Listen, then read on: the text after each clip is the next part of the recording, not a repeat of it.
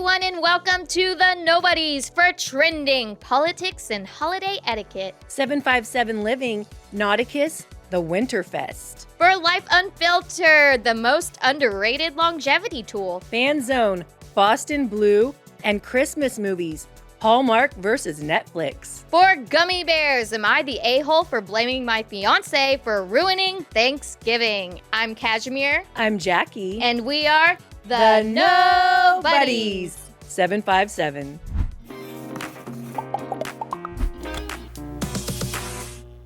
Thank you everyone for joining us today. Be sure to like and subscribe our YouTube or take us on the go through podcast platforms. Be sure to check out our tidbits on X, Facebook, TikTok, Instagram, and we are in the holiday spirit. Look at our decorations. Yes, and then Jackie got the tree already, which I guess I should save some stuff for Life Unfiltered. For trending, though, we're talking about holiday etiquette, meaning politics, which you guys know us. We are the political people, but, you know, this is a time where everyone comes together and gotta be careful. I agree. I agree. I heard you say, so what did you want to share that was super funny? This was from a Fox News article. The most gracious guests know how to pivot gently. So if someone brings up a hot topic button issue, you know, at your Christmas party, you can still be authentic without being inflammatory. Okay. And the most gracious guest knows how to be gentle.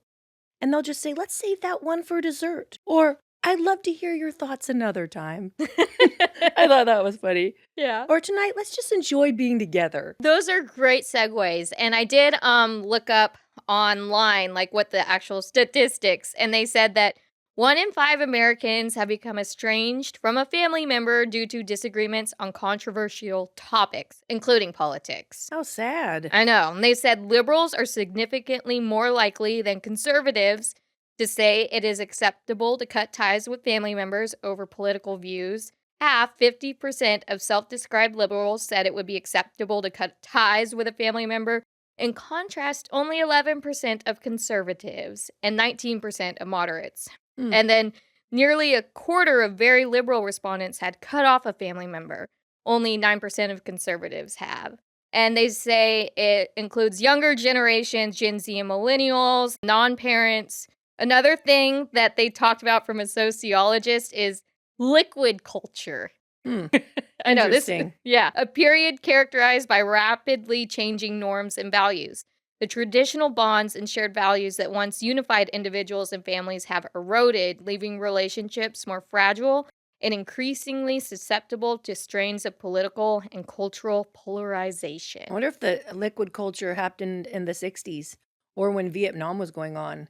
Because there was a big divide back then. Oh, yeah, there was protests, but I feel like the family unit was still very much intact. Stronger. Whereas now we're all on our phones, and like teenagers, they're probably not getting the same like dinner every night, going like having unified family bonding things because parents are working and they're just in their own zones. And that makes sense. And then COVID separating people. Like you couldn't go visit your grandparents. You had to be isolated. I know. I mean, thankfully, we don't really have that issue because we all like politically. We have dinner together every night.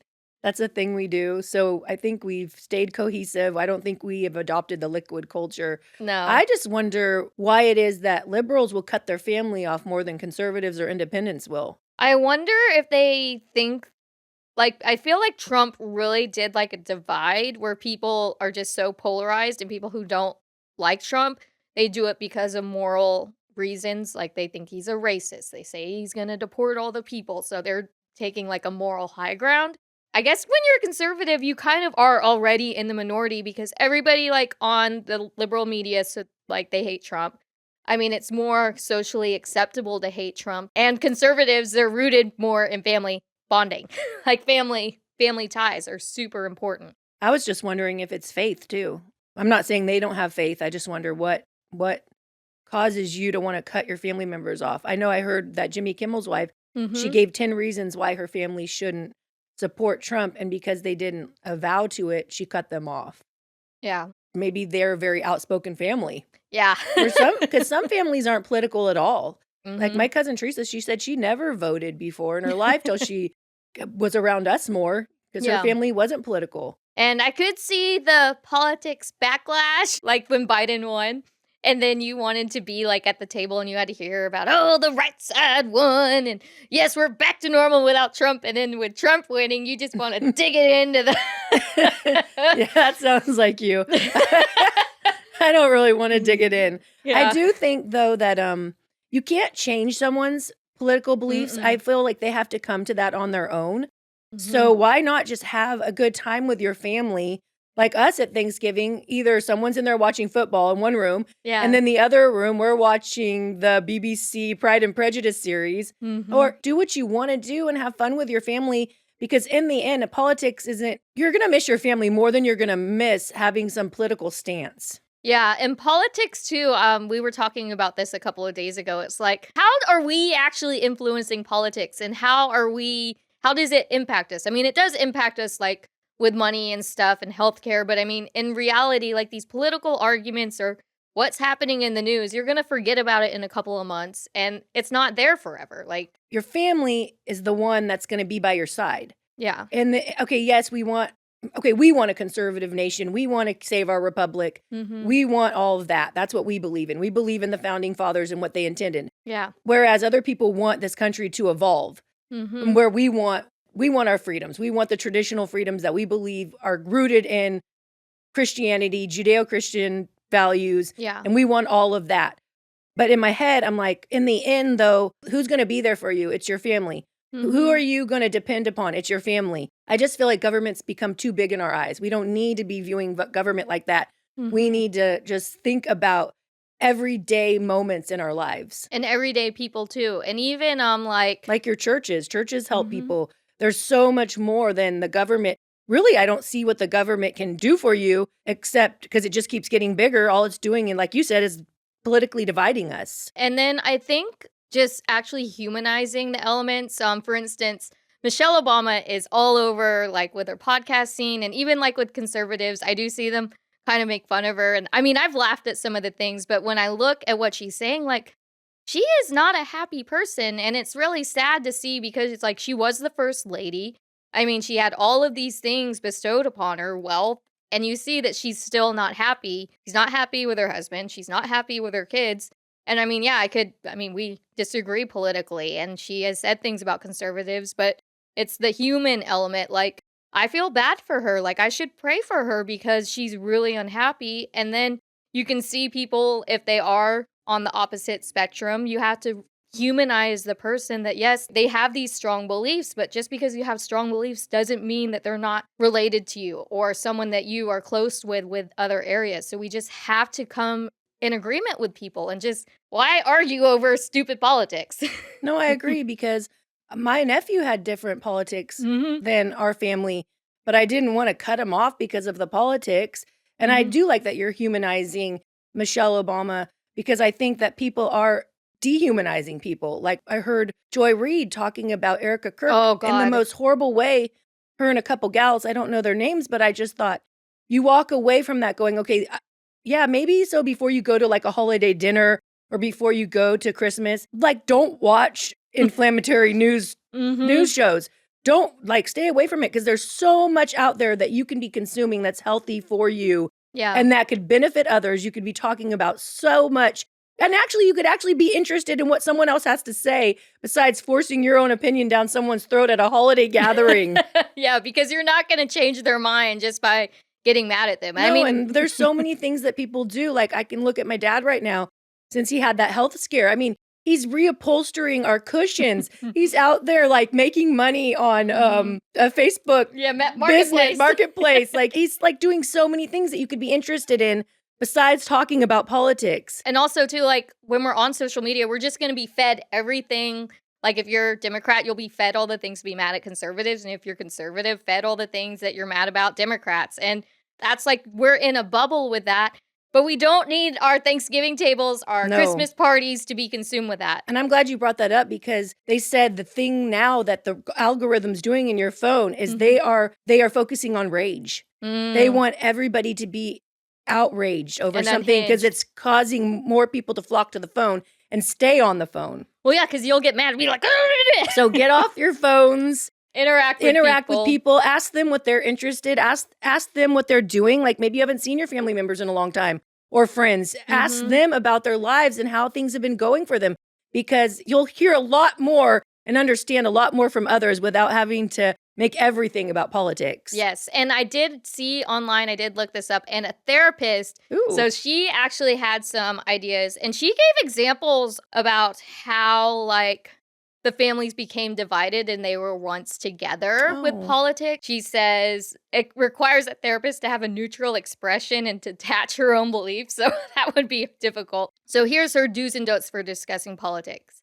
Look for the good in your loved one's position, like you said. Stick to facts, not opinions. Be a willing and generous listener. Look at your differences as a way to expand your thinking and grow. Pay attention to your tone of voice and avoid angry outbursts. Respect that there's a time to back down and how to steer away from political debates. Ask yourself what you hope to accomplish by having this conversation. Remember that political foes attack each other for political gain, not because they hate each other. Rather than trying to prove points, ask questions. Keep your political passions private. I agree with that. I mean, that's us. I mean, we're being political for the viewer's consumption, but we're not doing that like with people we don't know. No way. Yeah, never debate issues online. Oh, I guess we do that, but that's okay because we're entertaining people. And ask yourself if any political ideas or positions are deal breakers for your relationships. And they say before you decide to end a significant relationship over differing views, thoroughly think this through. Is this relationship important to you? Can you keep political conversations off limits and focus on other shared interests? Or do your political differences create incompatibility and a bridge you cannot cross over? And this was Jamie Daniel Farrell, and she's a licensed marriage and family therapist in California. The one thing that comes to my mind about what would divide me, it would probably be moral issues like abortion. Yeah. Like killing a baby coming right out of the womb. Oh, partial I birth don't think I abortion. could be married to someone who believed in that. Marriage is something that you really want, I would think, to be aligned because... But all the other things, I mean, we're disagreeing on certain political things. I don't think that's a deal breaker, but for me, it would be moral issues. Which, again, marriage is something I think you would want to come together. Yeah, I agree. But I mean, like friendships, like there's a lot of people who I'm friends with on Facebook who really see Trump as like being racist or not supporting African Americans. And that's just something like, I'm not going to win that argument. I see that too. And that's how they feel. No, that's how they feel. So why would you try to disrupt that? Just try to just show love and compassion. And yeah, so if you're at the holiday dinner table, you can, if politics is coming up, either avoid it, try to be the peacemaker. I say be the peacemaker. Yeah, I agree. And avoid it. Avoid it and just love each other because, holidays are just really special. And what did we do, speaking of holidays, for 757 Living? We went to WinterFest at the Nauticus. First time. Yeah, first time. Since living here. And how long have we lived here? 13 years? Yeah, around that range. But you did do Nauticus before, right? Yes, but it's not the same dazzled in the light. Oh, it was so cool. So one thing to be prepared is we did get our tickets in advance. And then what you do is you line up. They have like the 5 o'clock hour, the 6 o'clock. And we didn't show up right at 5. We shown up like 5:30.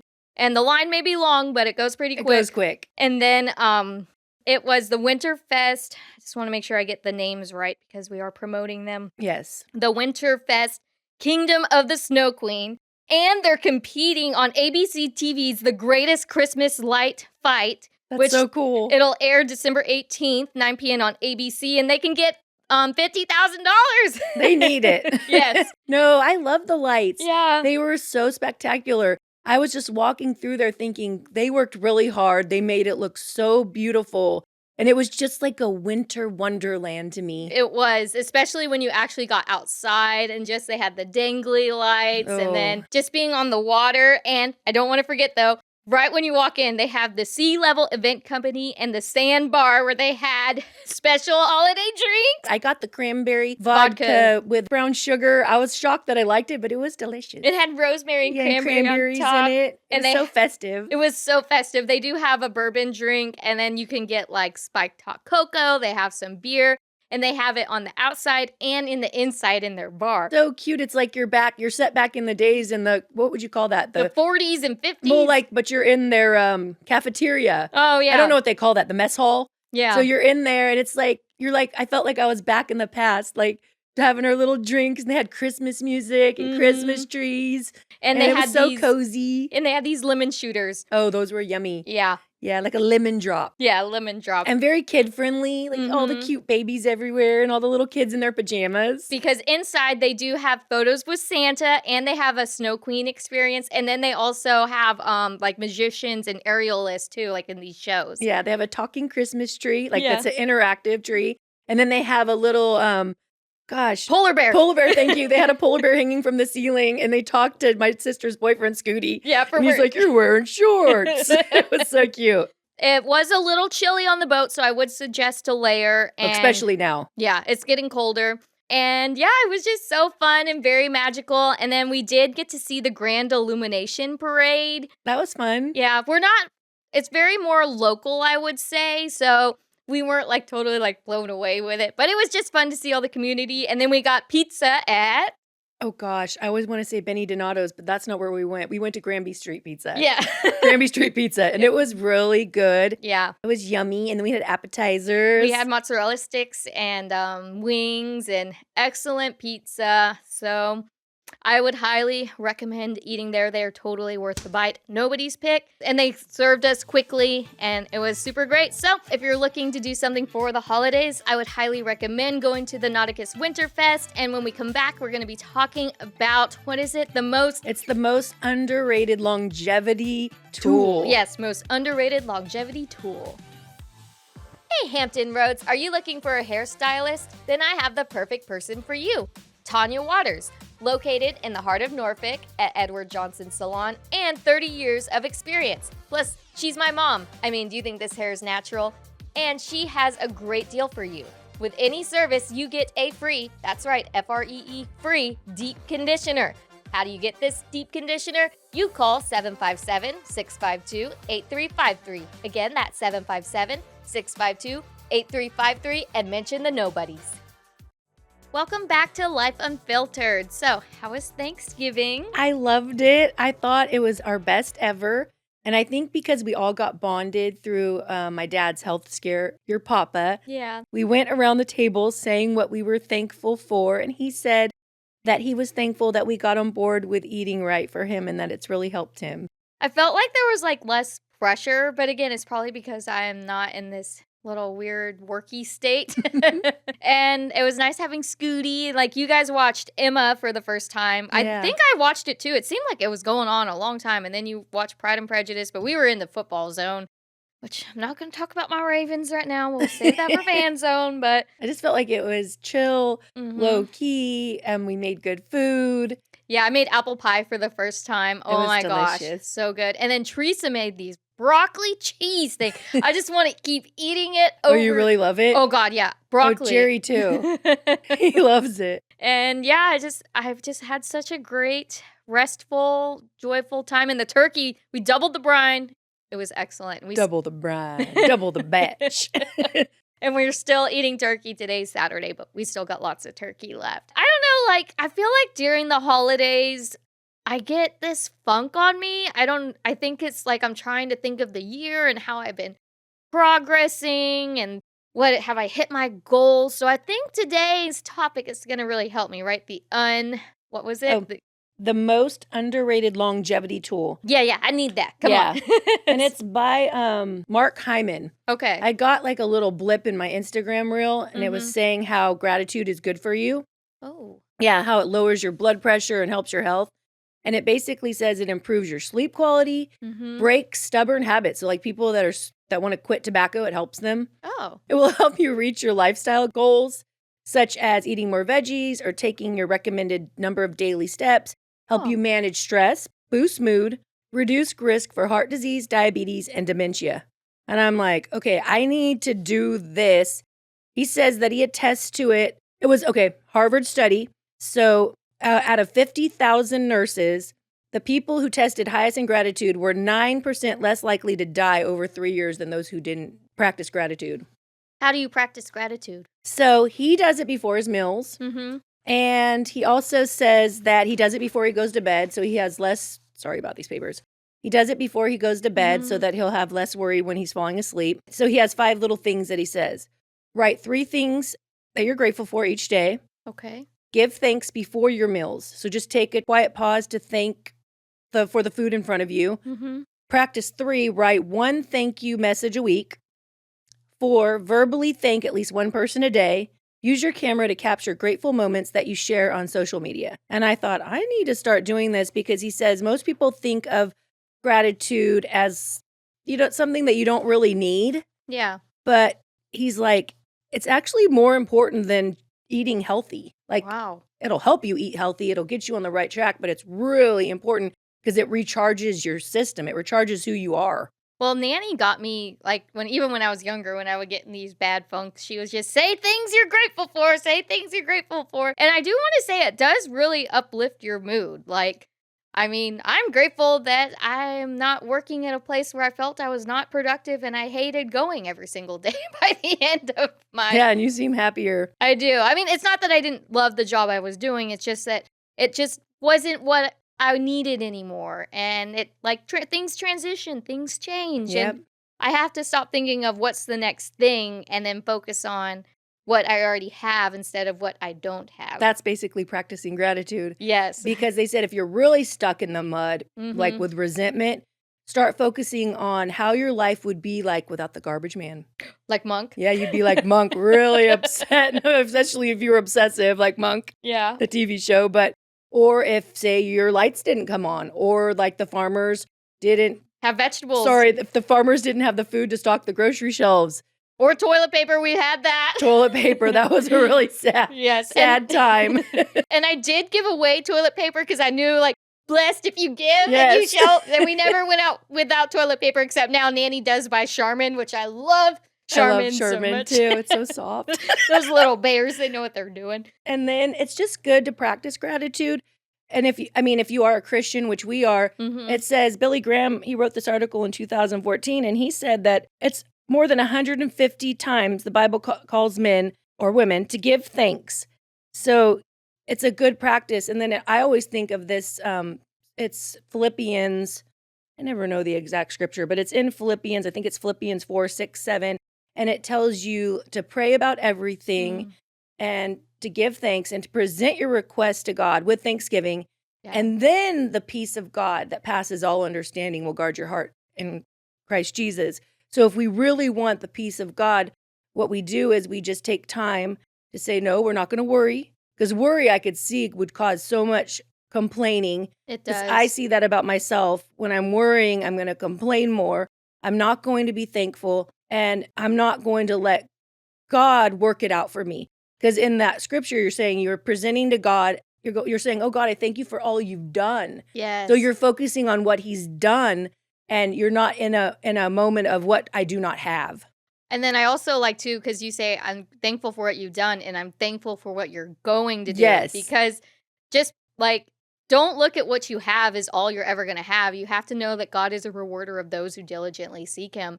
Or just holding on to things, too, that you think you're never going to get something better. Like, be grateful for what you have, but don't think that that's all God has for you. No, that's really good because I remember one time my mom had this beautiful table that she loved when I was little, and it was our dining room table, and it got burned.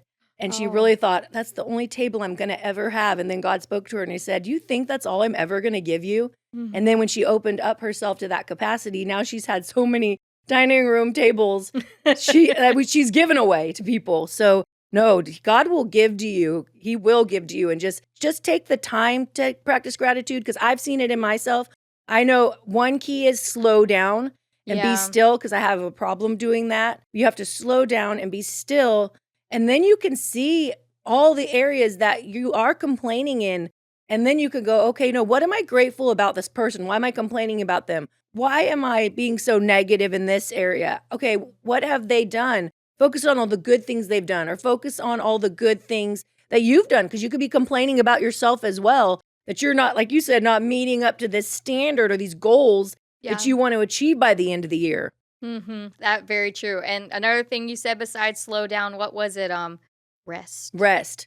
Yeah, it's so hard for me to rest because I feel like guilty for like taking time to rest or not do anything. It's like, it like eats at me, or I think I need to be more productive. Oh no, I'm just like you. Rest is really hard. But I see that you need rest because when you have rest, you're not going to take it out on others. I know that's kind of sounds bad, but yeah, you're not going to take out you become sensitive, or you become you become short. You're not going to take things out on others, whereas you have the rest, you're going to see more good. And that's what it said, by giving thanks, you're going to see the good in people. You're going to see the half cup full. You're not going to see it half empty.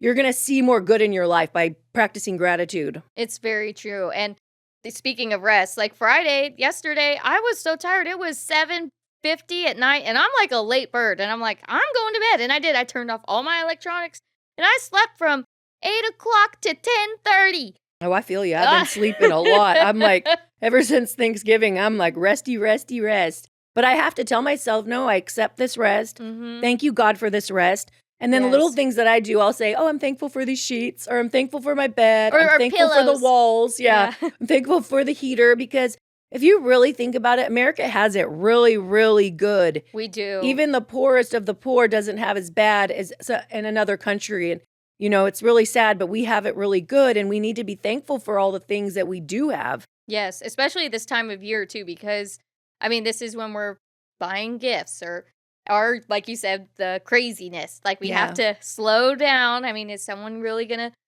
miss something happening? Do like a reset, recheck. That's what I say. Check myself before I'm going to wreck myself.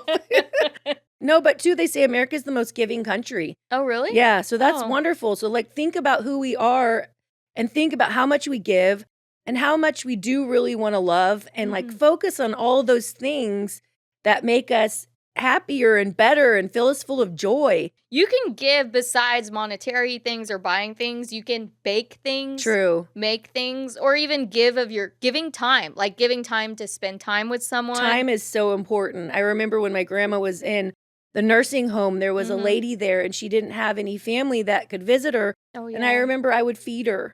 She was so happy. And then I remember my grandma gave her one of her dolls. Oh. I know, and it just touched her heart, but she couldn't speak. Because she had a stroke, I remember. It was, I remember. I love going there because I love seeing all the people and talking with them. So there's so many ways you can give. Yeah. If you can't do that, like I said, you could just tell someone in your household, thank you for what you did for me. Thank you for taking the garbage out. Like you said, even the little things. Yeah. Or thank you for that you always have dinner ready for us.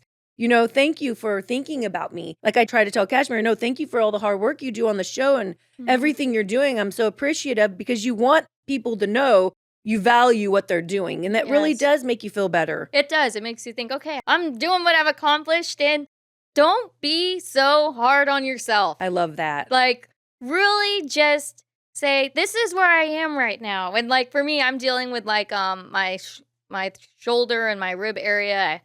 I stood up a couple of years ago, and sometimes I do have to slow down and thank people for helping me, like lift things or do the Christmas tree lights. I have a whole Christmas tree fiasco with my ankle too. So, so just be sure to thank people for helping you, slow down, and just thank God. Because it is like the reset button. Just thank God. Enjoy the moments. Enjoy the moments. Like for me, I go outside and I look at the sky, or I look at the trees, and now I try to like take a picture of it in my mind, like a photo. And then I just say, wow, God, your beauty is everywhere. It amazes me. Amen. And thank you for Ugg boots too, because and thank you for warm clothes. I know, because it's hard, the cold. I'm more of a warm summer person, but well, I hope that this encouraged you, and maybe you can take time to think of things that you can give thanks for, to really just uplift your mood, and just be thankful for your family, for your friends, and for God, and for everything that you are blessed with. And when we come back, we're going to have Fan Zone, some Christmas movie debate, and an Gummy Bear story you don't want to miss. When it rolls, I'll be the catch you. When it falls, you be my only, and I'll be your all. And when it breaks and falls apart, I'll be the pieces of your broken heart. Hey everyone, Jackie Self here. Go and listen to my EP Looks Like Love wherever you stream music, and I can't wait to share the songs from my heart with you. Hello everyone, and welcome to Fan Zone! Okay, so what new show are we watching? Boston Blue, and it's a spinoff from Blue Bloods, which had Tom Selleck as the daddy. Yeah. And then you have Donnie Oh, Wahlberg, I but I loved think he's Donnie. Danny. He's Danny in the show, right? Mhm. Yeah.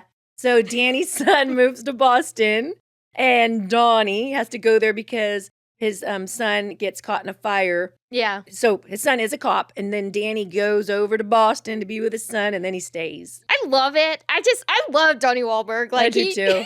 I've been a fan of him since in KOTB, New Kids on the Block. Yeah.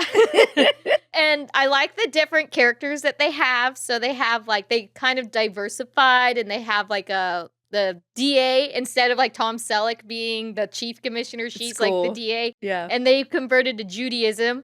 But then they also have like the grandpa who's like the pastor The of the church. pastor of the church. That's so cool. No, I love it. And they're side characters. And they did recast the son from the original son, but he looks like mature. He makes me think of him. Yeah. Just a mature version of him. The cases are great. It gives the same like Blue Bloods feel, just in Boston. Just And Boston. I feel like it's more Bostonian. I just And this love is a girl Boston. and guy show because my Jay Random likes the show, Yes. and then we like the show, so that's good. And I like Boston better than New York. I do too. Yeah, Well, we've been there. yeah, it's more of a cozy. Well, I've been to both though, and it is more of a cozy, like neighbor, big city, little town feel. Big city, little town. I just probably could never live there though, because of how cold it gets in the winter. Like Yeah. I need like a summer home in Boston. And another thing we've been catching up on are the Netflix new series, Merry Little Xmas. Yeah, I No, know, God, don't look I at got it. it wrong It's okay. again. A Merry Little Xmas. Okay, I think I had it. Yeah, Merry Little Xmas and Champagne Problems. So Merry Little Xmas is cute. It has Alicia Silverstone Mhm. and Oliver Hudson. That's Goldie Hawn's son. Oh. And his Oh. sister is Kate Hudson. So those are Goldie Hawn's Okay. children. Oh. Yeah. So Oliver Hudson in it, Alicia Silverstone, and then they're gonna uncouple, get a divorce, Mhm. but then they both get romantically involved with a younger, two younger people Yeah. that make them see maybe they don't want to be apart. Yeah, and they start, like the gratitude, they start to see what they cared about with each other, and then they make sacrifices. But the guy who she gets with, Chip, oh my gosh, He's like a fan favorite, I guess, of the young girls now. He's like all in all the shows. he was so funny. And then the person he gets with, I mean, I could tell why she would be insecure, because she's just young and successful Yeah. and cares for the people. And then she felt like, too, that they were taking the kids away from her. Yeah, and all her traditions. And Melissa Joan Hart is in it, Oh yeah, too. she's cute in it. Mm-hmm. So highly recommend that. And then Champagne Problems is like your typical Hallmark movie. I'd say Hallmark, it's a little better. Yeah. I liked it better than Hallmark. It didn't go the twist in the way that Hallmark always does. Yeah. They stick to that one, segment where she upsets the man and then the man has his pride and then he walks away and then finally they come back together.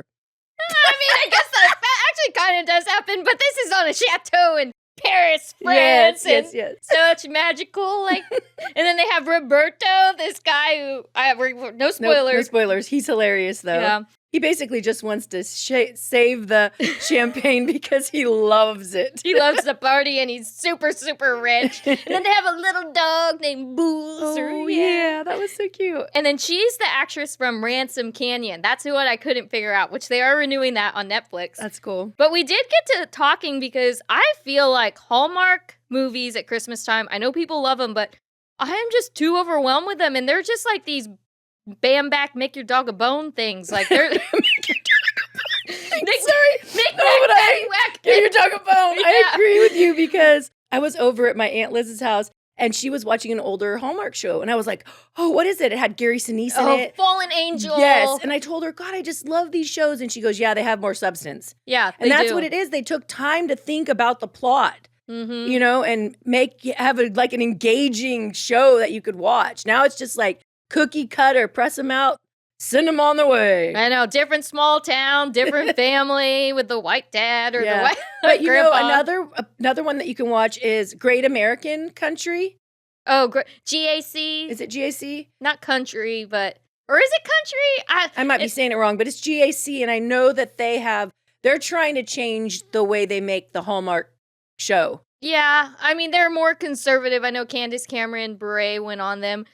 But I love the old ones. Like, there was this one Silent Night with the mom from the Terminator. Ooh. And then where they, like, it was like during World War II, and then they the had Americans. they had to have Christmas with the Germans. Yeah, and that was, like, so touching. And I know. I think they developed the storyline better. Well, it's probably because they had more time and they weren't pushing as many out. But, I mean, clearly there is a market for it. I just get so overwhelmed with them. And I hate to admit it. I'm sure Nanny, like, she has them going on all day. She's watching the GAC one, and it had Candace Cameron Bure and her daughter's in it. And she goes back in time. Oh. And I know, and her daughter is her grandma. And she wanted to sell this business, but she finds out why her grandma never wanted to sell it. Oh, my goodness. I know, I kind of want to watch that one. Nanny said it was really good. Ooh. And then there is one from Netflix that I love. It's called Love Hard. Oh, that's the best one. Yeah, it's where, like, she's on the dating app and she gets catfish. Yeah, and he's like an Asian guy, and then she tries to catfish the guy that she wants to be with, and it's just so cute and funny. And we are going to talk about our favorite holiday movies, but just in a different episode because we want to, savor that during the holiday season. But Thanksgiving night, Jackie, my Ravens. So sorry. It's like everything that could go wrong. I heard you had lots of turnovers. Yeah, and then we had, like, Lamar threw the touchdown to Zay, and they're like, offensive pass interference, when everybody's been doing it. And then we had a tuck rule thing, which I guess they banned the tuck rule, which, But they brought the tuck rule back. Well, they said the tuck rule's gone, so it was considered a turnover. And then Isaiah likely fumbled at the goal line, and we were still in it, and we kept turning the ball over. And then it was just like, oh my gosh. And it's like, is this a bad game or a bad sign? That's what I listened to on Get Up. And it's like, it seems like a bad sign because, like, our offense hasn't been good, but it's like, I'm still holding out. Just hold on for the hope. Yeah, for that hope, because I know last year we had it. And, like, Lamar had it too. And it's like, they just have to do it. And we still have, like, our division. I heard you telling your mom, you have to have faith. Have some faith. And our division sucks right now. I mean, we're playing the Steelers and the Bungles again, and then we're going to play the Steelers at the end of the season. We still have to play the Packers and the Patriots, so a lot of hard people. And then I need to be rooting for the Bills these next 2 weeks because they're playing Cincinnati and the Steelers, so we'll see how that goes. But I will say, I can't believe it, though. I actually was so happy for Joe Burrow. I know you were happy for him. Yeah, because he was hurt, and I always, like, rag on him, but I'm like, people are saying he shouldn't play, and he's like, I get paid. He came back from that bad little toe problem. Yeah, and he's like, I get paid all this money, and, like, why wouldn't I play? And I'm like, I really respect you, That's Joe. respect, yeah. And, we always whip their butt, so let them have one. He came back. They felt all happy. They were eating the turkey, and I was like, okay, I'm not going to be mad about it. So we'll just see. The Bears beat the Eagles, though. I know, and you were happy that the Cowboys beat the Chiefs. Yeah. I know, I can't believe it. We're like, them boys. I heard you in there. Them boys. I was a bad footballer. I did not partake. I did believe. But I mean, so we'll see lots of twists and turns, and yeah, we'll keep it posted. But Ravens do or die, and I'm just excited for this postseason because you never know what's gonna happen. You never know. You never know. And once we get in the playoffs, hey, and they're the underdogs right now. I say, be the underdog. Yes, and Tom Brady said, football really doesn't start till after Thanksgiving. We played on Thanksgiving, so let's see. So for Gummy Bears, I found, oh my gosh, because I had one story picked, and then I was on Facebook, and people actually shared this story. And I'm like, I read it. I was like, oh my gosh, I have to read this. It says, am I the a-hole for blaming my fiancé for Thanksgiving being a disaster? I'm sitting in my pajamas fuming about this whole thing. And my fiancé is acting like he holds no equal footing here. I need to know that I'm not crazy. When I was about 4 years old, my parents introduced me to their friend, Rose. She started spending a lot of time with us and eventually moved in. They were always very close friends, and she was very good to me, but I didn't think anything weird of it. A lot of people I knew live with family, so I thought it was like that. When I was a preteen, they explained to me that they were all together. Not polygamy or a sister-wife situation, but Rose was in love and dating both my parents. Jesus. Yeah, not polygamy or a sister-wife situation, but Rose was in love with and dating both my parents. It was a little jarring, but I accepted it, and honestly, it didn't change much. Rose was still one of the people who helped me with homework, pitched in with dinner, taught me how to ride a bike. She was there for every big moment, even the sad ones. The only thing that changed is they started kissing one another in front of me, but nothing gross, just the typical parent pecks or whatever. I still don't. So does that? Okay. I don't know where this is going at all. My brain's like, woo. I know. I'm like, did she date? Like, I'm just unsure about this whole article. Yes. Okay. Okay. I knew this wasn't the norm for every family. My friends were fine with it when they find out. Not all of their parents were as understanding or accepting, but we were old enough that we could see each other outside of our homes, and it didn't impact me a whole lot socially. Twice I had a boyfriend who found it weird, but it was revealed early on in our relationship, so it wasn't a huge heartbreak. I've been with my fiancé for the past 3 years. We've been engaged for 1. Okay, that's a good time investment. When we started dating, I explained my parents, and he was cool with it. He's hung out with them and spent holidays with us. His family lives across the country, and they haven't been able to fly out to visit much. We've only afforded 1 trip there since I started dating. The first time I was meeting them, I asked my boyfriend to tell his parents about my parents and Rose, and let me know what they said. He told me they were completely fine with it. Every time we saw each other, it never came up specifically, but I would mention Rose in passing and no one batted an eye, so I figured it was all fine. And I will say, like, how can you blame the daughter for one? Like, I mean, that's just what she grew up with, but... No, I still don't know where this is going. I know. I think I do, but... This year, his parents were able to fly out for Thanksgiving. My fiancé and I were hosting. My parents and Rose were coming too. Again, I think not much of it. Everyone's under one roof, everything's nice and merry. Then at some point, I go to check on food, and when I came out, things are noticeably awkward. Fiancé's parents, my parents, and Rose all look uncomfortable. Fiancé looks annoyed. I ask what's wrong, but no one will tell me. I awkwardly announce it's time to eat, and the meal is quiet outside my parents and Rose engaging with me. Fiancé's parents leave for the hotel as soon as we're done eating and don't bother to stay for dessert. I'm even more confused. Yeah. My mom eventually pulls me into the other room and explains that while I was checking on the food, she, my father, and Rose were talking about a trip they're taking. Fiancé's parents look confused, and Fiancé's mom asked, "Rose is going with you?" So sorry. That would be my mom. My mom had said, "Of course," which seemed to disturb them. My mom then said she explained they were all in a relationship together, and that even further disturbed them. She told me she was hurt, that I lied that his parents were okay with them. It wouldn't have changed that they came, but they would have been more careful not to make it awkward. I told them I didn't lie at all. My fiancé told me they were okay with it. She apologized for accusing me, and I apologized she went through that. She, my dad, and Rose left not long after that. My fiancé and I got into a huge argument after this. He said he didn't know how to tell them, so he just did it. I love that guy. Oh, God. He just was like, I can't tell my parents this stuff. I told him he's been lying to me for 2.5 years and put everyone in an uncomfortable position. He just didn't want to tell his parents. I asked what his parents thought, and he had told them Rose was my aunt who lived with them. Oh, God. I asked what his parents thought, and he told them that Rose was my aunt who lived with them to save on rent. I asked him what he expected to happen. My parents and Rose aren't making out in people's faces, but when they're in what they assume are safe spaces, they act like they're in a relationship. He claims it's all on his parents for being weirded out and making it awkward. I said, no, this is on him. He lied to everyone and made it terrible for everyone.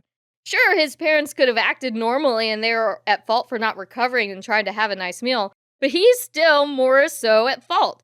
He just doubled down and said he didn't do anything wrong. He is now mad at me and says that I shouldn't be blaming him for this, and instead should just be mad at his parents. Oh my God. I love him. I'm just so confused and lost. You should just be mad at my parents. I'm just so confused and lost and wondering if I'm going crazy by being mad at him. Oh, God. So is he the a-hole? There's a sick part of me that loves him. He just couldn't tell his family. And I like that he's all, yeah, be mad at my parents. Don't be mad at me. He lied and said that she was the aunt. I mean, thank God they didn't like make out or anything, but I mean, oh, Rose is going Ooh, with that you one's on got the me. trip? That one's killing me. Oh my God.